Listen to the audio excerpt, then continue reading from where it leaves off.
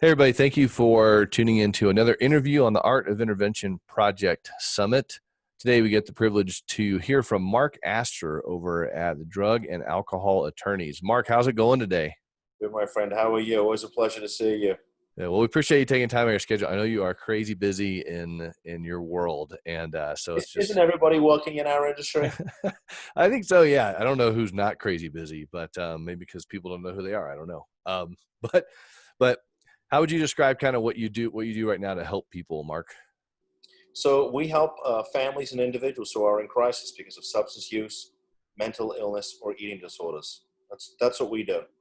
Yeah, and you do an amazing job of it. You help individuals and their families. And I know you have a pretty crazy story. So I've interviewed you before on my podcast show. People can tap into that at Beyond the Bars Radio Yep. to hear your background. But really, why do you kind of care to help people in this area? Yeah. So look, I've been a lawyer. This is my 26th year of practice. I started off. Actually, I was a certified legal intern at the Palm Beach County State Attorney's Office in 1993, and thank goodness they hired me in 1994, right before I graduated law school.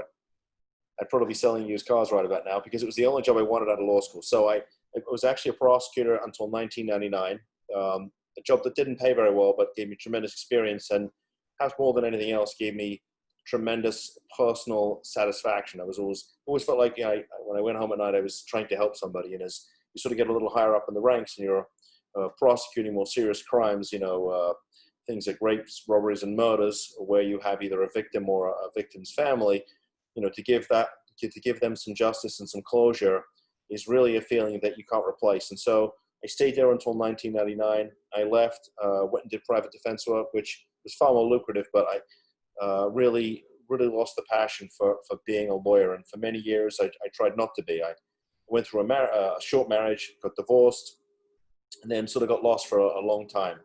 And then about 7 years ago, I got a chance to work for a company in Miami that teaches lawyers the business side of the practice, which is not something they teach us in law school. So there's business and then there's the practice of law, okay? My business sells legal services and things of that nature. My practice does the legal work. And so what I realized was that the missing piece from my business was the fact I wasn't helping anybody, or at least I didn't feel like I was helping anybody. And I realized I'd been surrounded by people who had substance use and mental illness. And I said, okay, I'm going to build a law firm business helping those people. I don't know how I'm going to do it. I don't know what the first steps are, but I had tremendous experience in the criminal system. I knew that people that went through the system and continue to do so were people who did not have access to treatment and had substance use and mental illness issues. And that's why they just kept coming back, because they weren't getting the treatment that they needed. So I knew I could help people in the criminal system. I started to read about the Marchman Act, which is Florida's involuntary commitment statute for people who have a substance use disorder. At the time, there was only a couple lawyers who were even touching the Marchman Act. One of them was also doing divorce work, and the other one was suing nursing homes. And while I had tremendous respect for them, they're both good lawyers. I know them personally. I said, I'm going to do one thing, and I'm going to do one thing only, and I'm going to do it better than both of them and anybody else who cares to do it. And that's what we've done. So I do there's now three of us actually in the firm. So one of my partners handles all the criminal cases. I do nothing but Marchman Acts. That's all I do, 7 days a week, 24 hours a day, although I try to get a couple hours of sleep in there. And my other partner, Audra, does guardianship work, which we use predominantly when there is significant mental illness or we're dealing with cases where there's mental illness, where there's like an eating disorder, part of a mental illness. So those are the three arenas that we practice in, and we take calls from literally all over the country and occasionally outside of the country from families whose loved ones either won't go to treatment or won't stay in treatment long enough so they can experience the miracle of recovery. So that's it, and that's the Reader's Digest version. Well, kudos to you for following, like you said, a direction you felt like you really needed to go, and you've made such an incredible service that you offer out of that to people. And you hear this term Marchman Act and people are like, what the heck's a Marchman Act? Can you tell them what that is? Yeah. So the Marchman Act is a Florida specific statute, which basically allows you to involuntarily commit somebody into a drug treatment facility for periods of up to 90 days. So our average client works with us for about 6 months. And so we will go 90 days, 90 days. So we are, in terms of involuntary commitment statute, this is the most powerful statute in the country. Other than Kentucky, which has Casey's law, there's really nothing else quite like it. Every state has some type of involuntary commitment statute, but none of them are as extensive as the Marchman Act, which is really a very good reason to bring people here for treatment, because now we sort of, done a great job cleaning up the industry.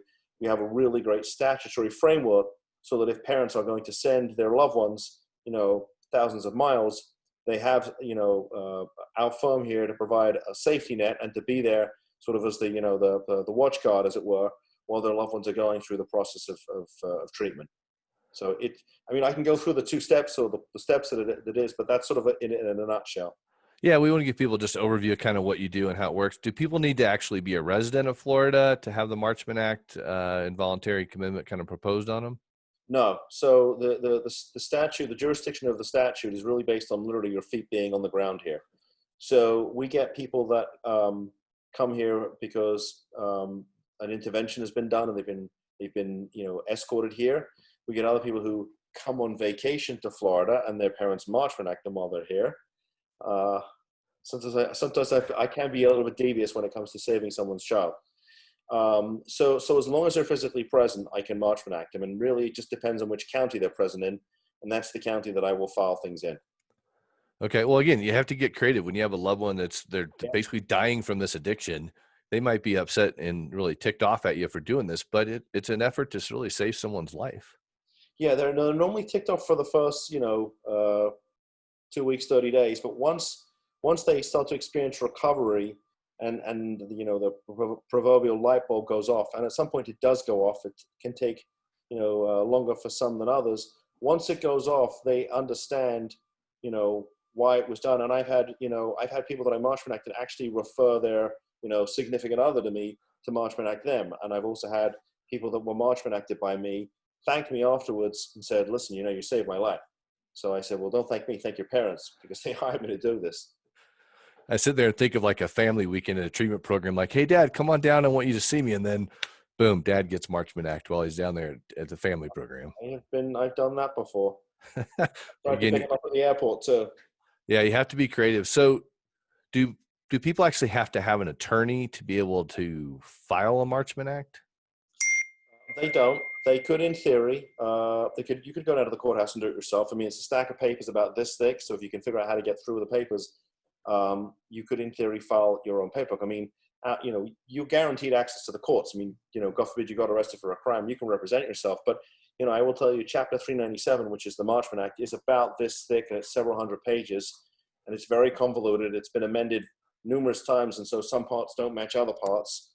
And if you can actually get through the actual paperwork and get some type of court order, when you get to court, your loved one's going to get a court-appointed lawyer who's very skilled in the Marchman Act, the rules of procedure, and the rules of evidence. So can it be done? Yes. Can you get your loved one to treatment as a result? Yes. If they walk out, I think your chances of being able to enforce it are somewhere between slim and none. Because again, I mean, you've got to be familiar with how the legal system works. And I think the other thing is, if you can actually figure it out, it's how quick can you get it done? I can tell you, because of the time I've spent, I've now been a lawyer 26 years, I'm very familiar with how things get done. And I can tell you that if I file a Marchman Act on an emergency basis, I can normally get a court order within a couple hours. I've also got a retired cop on staff. So he will go out with law enforcement and pick that person up. I mean, nobody else has that. And I've also got a licensed clinical social worker on staff. So if I need to, do a Baker Act, which is something that can be done, within an hour, I can do that too. So, our response time is rapid, and, you can go down to the courthouse, but you're not getting it done that quick. So, I go to the clerks on speed dial. I have most of the law enforcement agencies on speed dial. My investigator's a former deputy sheriff. So I've got the resources to get it done, but I also recognize that not everybody,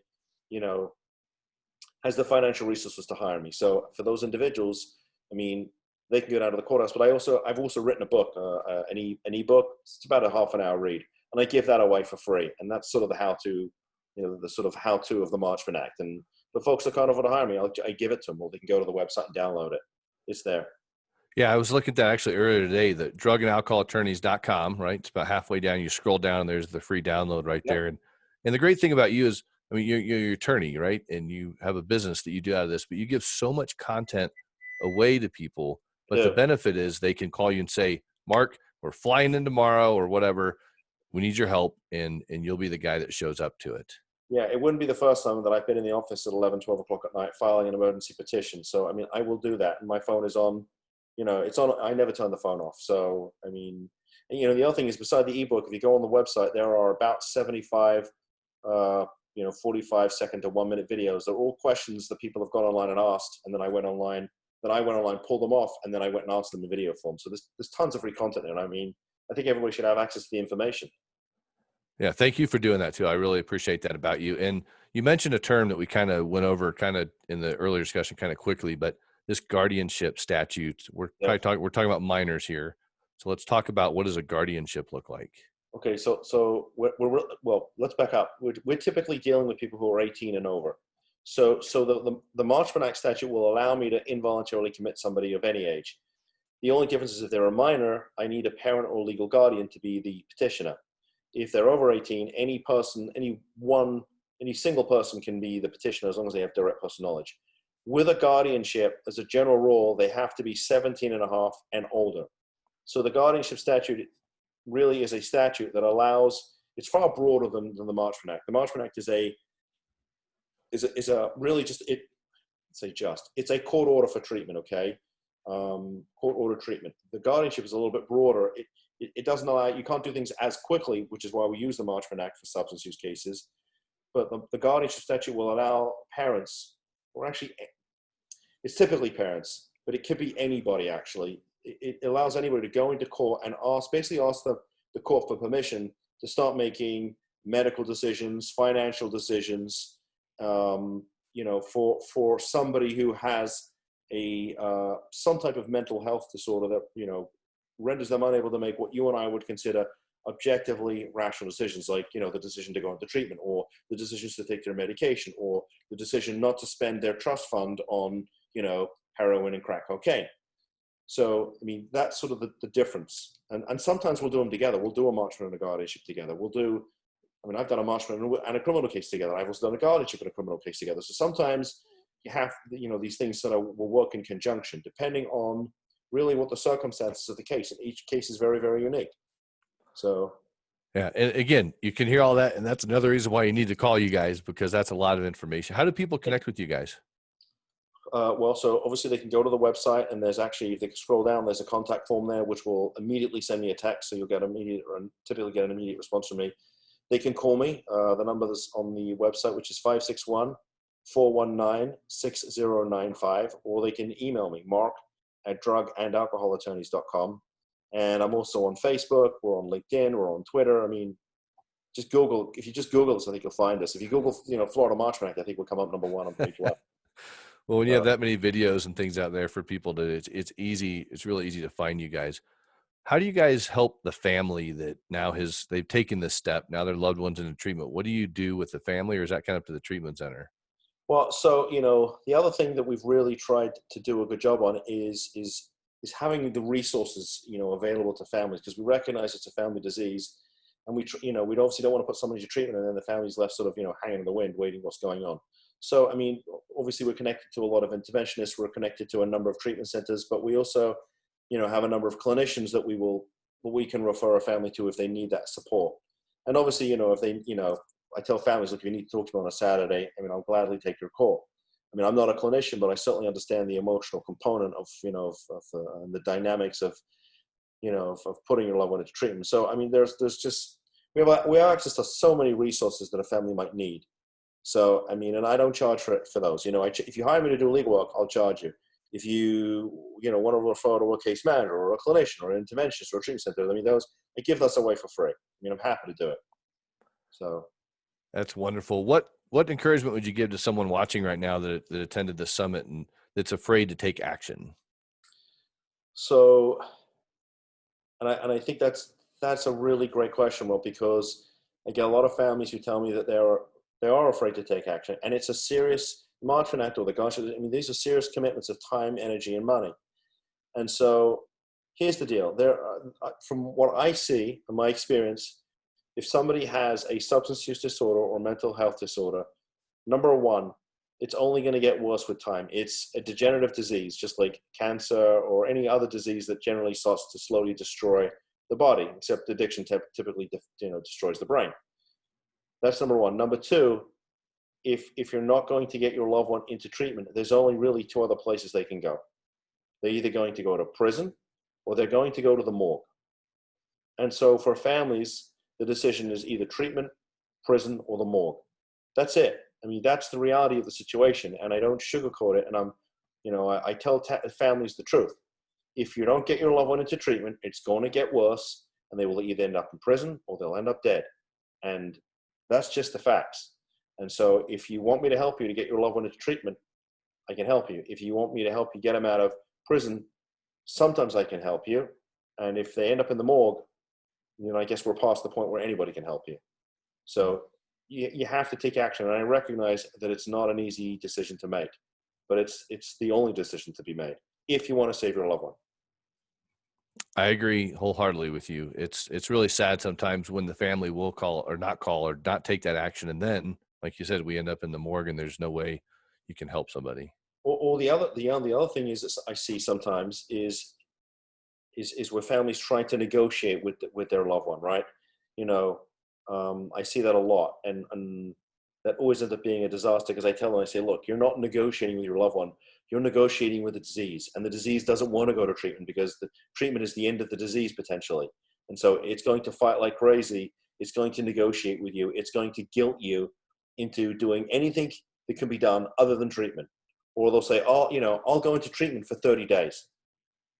Well, I mean, you and I both know that 30 days for somebody who's been actively using for 5 or 10 years is, I hate to say it's a waste of time, but it's pretty close to a waste of time. I mean, I tell families, because families will call me and they say, well, we only want to get our loved one into treatment for 30 days. And I'm like, then you know what? I can't help you. Maybe there's another lawyer who will gladly help you. I'm not your guy. I want to put your loved one into treatment for a minimum of 90 days, ideally 6 months, because my goal is to keep your loved one clean for 1 year. 1 year has to be the goal. That doesn't mean 1 year of treatment or 1 year of hiring me, but we got to keep them clean for a year because from experience that 1 year is that milestone where they're more likely than not to stay clean, as long as they obviously do the things they need to do to maintain sobriety. But if it's less than a year, chances are they're going to relapse. And so if you think you can put your loved one into treatment for 30 days and then expect them to go back to their old environment with their old friends and wherever else they were doing, which was encouraging them and supporting their habit, it's just not going to work. I mean, it just isn't. And so, I tell them, the Marchman Act is the tool that you need to get your loved one into treatment, which is the very beginning of the recovery process. It's not the end, but it's the catalyst to get everything else moving, to get that person into treatment. So, yeah, you got to take that first step. That's why I'm such a big fan of coaching, counseling, and community. And if you don't have those aspects, it takes a village. Look, Rob, the people that I know that are in long-term, sobriety, 5, 10, 15 years. And we both have lots of friends in the industry who are in recovery. I don't know any one of them that doesn't work on their sobriety every single day. I've got friends that have been clean 10, 15 years. Every single one of them goes to at least 1 or 2 meetings a week. At least. They work every single day to maintain their sobriety. And that, it's kind of like, I tell families, it's like trying to maintain your health and fitness. You have to keep working out. You have to keep eating clean if you want to stay healthy. Same with recovery. You have to work on it or you're going to relapse. It's going to come back. Yeah. Cause you're definitely into taking self-care. Self-care is a big part of your life because you're involved in what type of arts is it? Martial arts? Oh, yeah. Well, I was until the coronavirus showed up. But yeah, I've been teaching Krav Maga, which is the Israeli system of hand-to-hand. It's what they teach their military and special force and anti-terror units. And it's my place of peace. So I had to give that out for a little bit, but it's okay. We'll get back into it. Yeah. Yeah. That's the one thing I do where I can shut everything out. And I need to sometimes, so. Well, that's important for people here in long-term recovery too. We got to take care of ourselves. So it's just the start, reaching out to Mark and his team to get your loved one help moving forward in the process. But again, once you make it a year, you've kind of gone through all the seasons and all the reasons to drink. Yep. And it is incredible. So any kind of last words you want to say to our audience and attendees today? Yeah, what I would tell them is I give everybody a free consult, okay? And I'm blunt. If I can't help them, I'll tell them up front, I can't help you, okay? at the very least, I will give them, some direction, and some resources that they can possibly help. If I can help them, I'll tell them that. In the initial consultation, and then it's just a matter of whether or not they want my help or somebody else's help, or they want to do it on their own. But anybody can call me. I will take your, as long as I'm awake, I'll take your call. So I mean, I will take calls at night. I will take calls on the weekend. I will work around somebody else's schedule if they have a loved one they want me to help. They just have to reach out for the help, and I'll gladly talk to them. Beautiful. Well, you are an awesome man doing great work out there, saving lives. I know you've helped some people I've sent down there. So keep up the good work, man. And thanks for being a part of the summit. It was a huge value. Thank you for having me, and I appreciate the invite. Yep. Yep.